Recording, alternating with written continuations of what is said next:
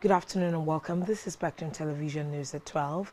I am UIMM coming to you live from the capital. Probe on aviation safety demands new runway in Abuja. Governor Moino moves to launch tree crop revolution, repositions Acadeb. In other news, South Korea official says United States President Trump to visit South Korea between October 29 and 30. We'll bring you the details of these stories shortly. Stay with us.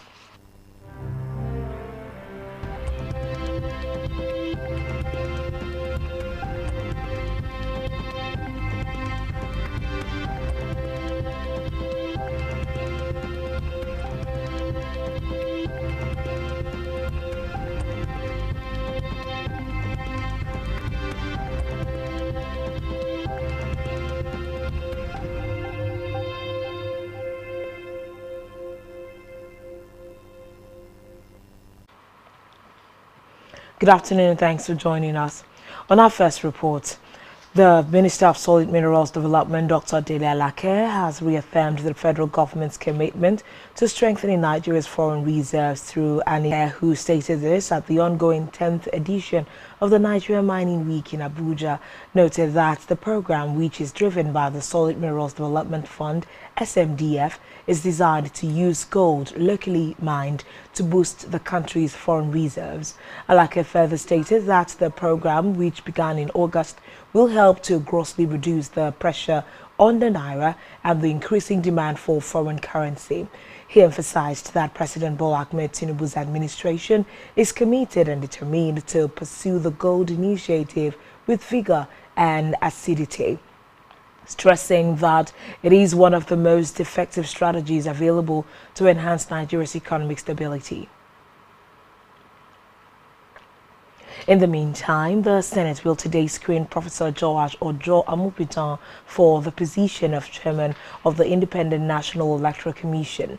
The announcement was contained in a circular issued by the Director of Information for the Senate, Bola B. Allah, and made available to journalists in Abuja. The development comes hours after President Bola Tinubu's letter seeking the speedy confirmation of Amupitan was read on the Senate floor by the President of the Senate, Godswill Akpabio. Amupitan's nomination, which followed last week's endorsement by the National Council of State, marks a significant transition for the electoral body following the exit of Professor Mahmoud Yakubu after a decade at the helm of INEC. Over now to the Green Chambers, where the House of Representatives has taken preliminary steps to phase out the use of highly hazardous pesticides, HHPs, in the country, citing risks to public health, environmental safety, and food security. At a plenary session, the lawmakers adopted a motion titled Stoppage and Mitigation of Risks Associated with the Use of Hazardous Pesticides Across Nigeria, sponsored by Clement Jimbo.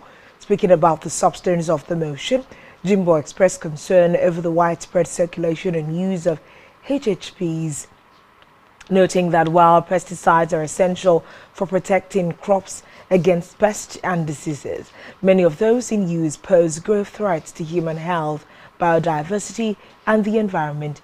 The House, after adopting the motion, directed the Federal Ministries of Agriculture and Food Security, Health and Social Development, and Environment, along with relevant non-governmental organizations, to immediately conduct a nationwide inventory and review of all highly hazardous pesticides in circulation. It also urged NAFDAC to strengthen its regulatory framework for pesticide importation, distribution and use, particularly concerning HHPs, and to maintain an up-to-date list of banned substances. On electoral matters, the Independent National Electoral Commission will deploy more than 7,000 bimodal voter accreditation system devices for the upcoming Anambra State governorship election scheduled to take place November 8, 2025. The Commission said a little above 7,000 beavers will be deployed across the 5,720 polling units in the state. Reports say a mock accreditation exercise is scheduled to take place on October 25, 2025, ahead of the governorship poll.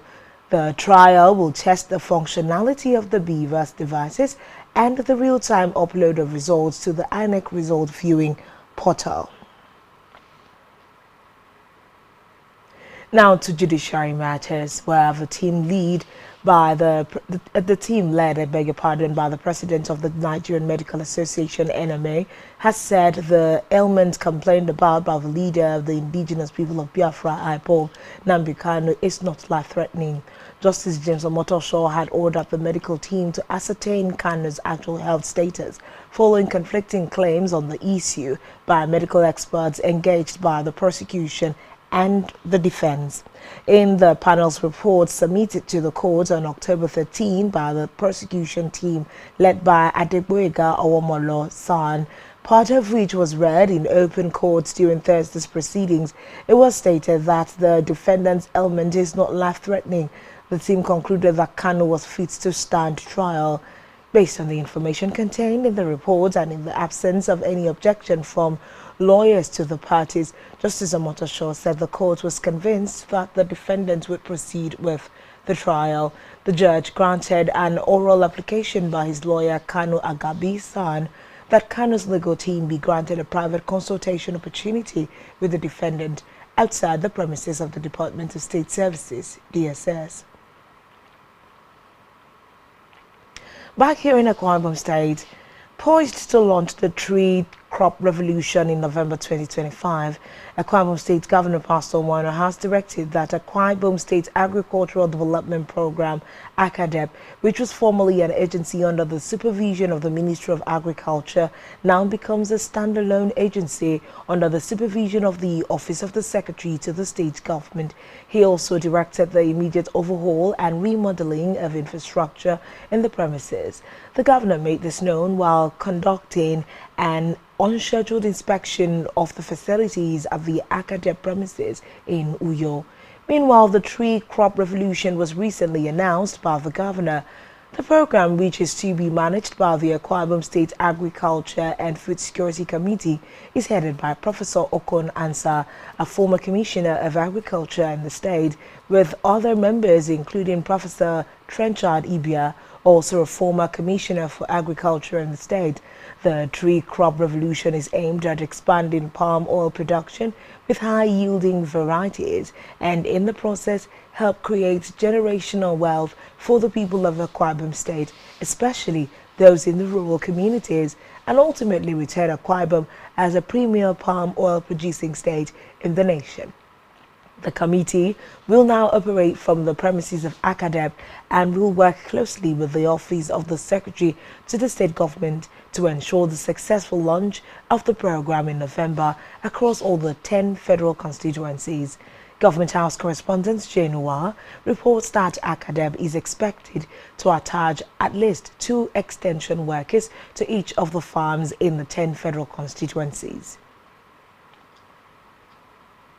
In the meantime, determined to prime Akwa Ibom State as the tourism hub of the nation and expand the income generation base, Akwa Ibom State Governor Pastor Moino says he is not relenting in ensuring the utilization of all tourism assets in the state. The latest addition is the Arise City Shopping Center, which is expected to attract shoppers and tourists around the country and other lovers of international name brands who will be visiting the facilities within the Tropicana complex. Governor Moino, who undertook a tour of the project site, said with the International Convention Center, a 200-bed hotel, and other facilities that will attract people on the way, there was a need for a shopping city that will host international brands. He used the opportunity to advise youth to eschew violence and other vices capable of breaching the peace of the state. Move down to the continent of Africa, where Madagascar's ousted president confirmed for the first time that he had fled the country, issuing a statement after a military-led power grab prompted by weeks of demonstrations that have plunged the island nation into crisis. President Adri Rajoelina left between October 11 and 12 after explicit and extremely serious threats were made against the life of the head of state, the presidency said in a statement late Wednesday. The threat had come when he was due to travel abroad for a mission. Media reports indicated the 51-year-old leader was evacuated on Sunday aboard a French military plane. Recall that on Monday he said he had taken refuge in a safe place without giving further details. Rajoelina, who first came to power after a military-backed coup in 2009, accused the National Assembly of colluding with the military to remove him from office. On the foreign scene, United States President Donald Trump will visit South Korea on October 29 and is expected to stay until October 30. South Korea's National Security Advisor said today. South Korea hosts a summit of the Asia-Pacific Economic Cooperation Forum, which the U.S. is part of, starting October 31st. Also, U.S. President Donald Trump has confirmed a report he authorized the CIA to conduct covert operations inside Venezuela, provoking outrage from the South American nation's leader. U.S. forces have already conducted at least 5 strikes on suspected drug-carrying boats in the Caribbean in recent weeks, killing 27 people. United Nations appointed human rights experts have described the raids as extrajudicial executions. Speaking at the White House, Trump said the U.S. is looking at land as it considers further strikes on drug cartels in the region.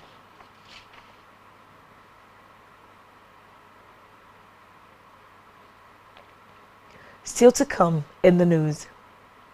Nepal asks FIFA to overturn Malaysia defeat. Stay tuned for details of this and more in a moment.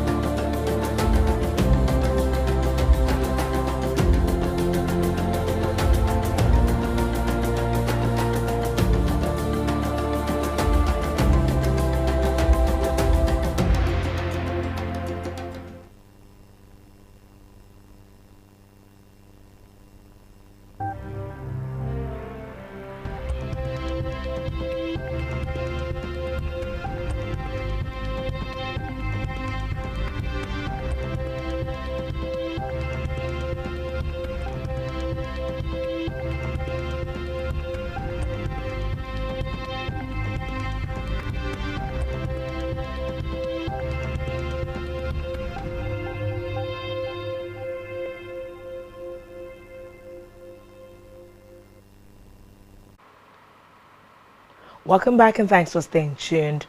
And now to the rest of our news stories. In business, the International Monetary Fund (IMF) has called on the federal government to prioritize fiscal policies that strengthen public finance management and capital expenditure on infrastructure and education in order to consolidate the country's macroeconomic gains. On the back of the higher growth projection for the country, IMF said Nigeria must muster a further political will to implement additional fiscal policies that reinforce emerging gains and reduce vulnerabilities to domestic and external shocks. The IMF had raised Nigeria's growth forecast to 3.9% in 2025 and 4.1% in 2026, citing improvements in the country's macroeconomic outlook. Speaking during the Fiscal Monitor session at the ongoing World Bank IMF annual meetings in Washington, D.C., Division Chief, Fiscal Affairs Department IMF, David Fuseri, said that Nigeria's ongoing fiscal and structural reforms were neutral and well aligned with monetary policies designed to curb inflation and stabilize the economy.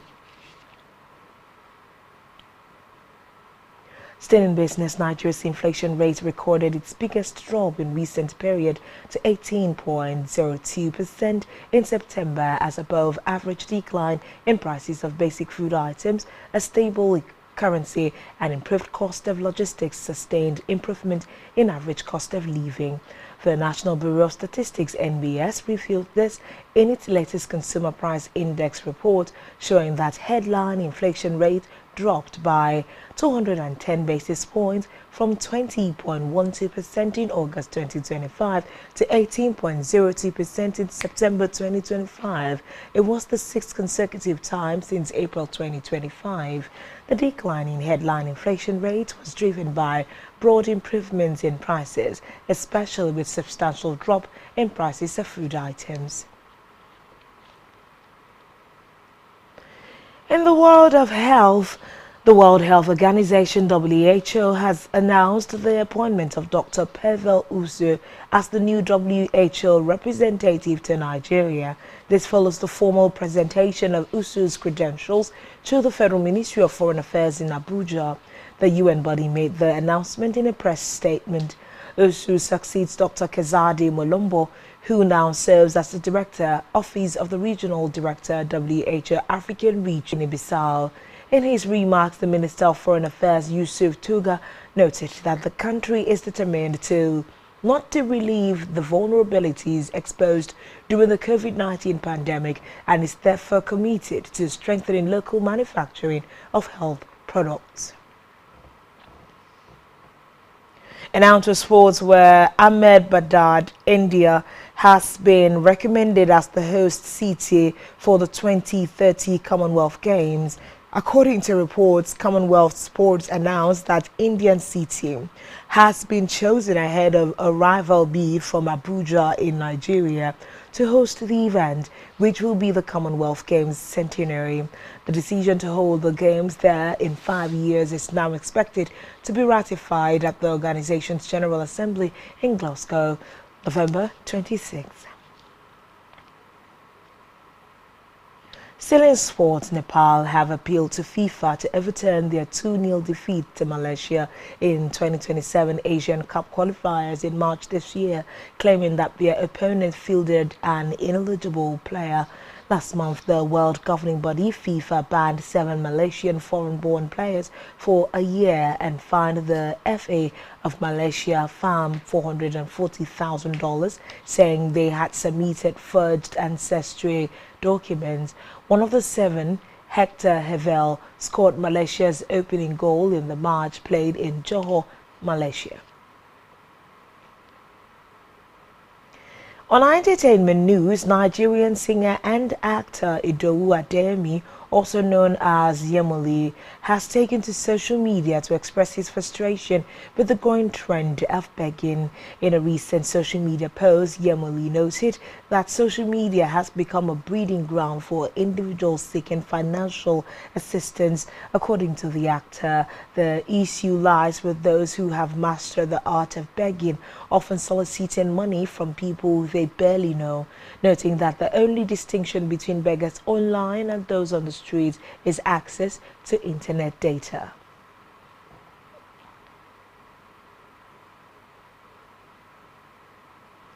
And that's where we draw the curtains on this particular bulletin. To watch us on social media, subscribe to our YouTube channel, all of which you can find on our website, spectrumtvlive.ng. This has been Spectrum Television News at 12. I am Uyai MM. Thanks for watching. Enjoy the rest of your day. Good afternoon.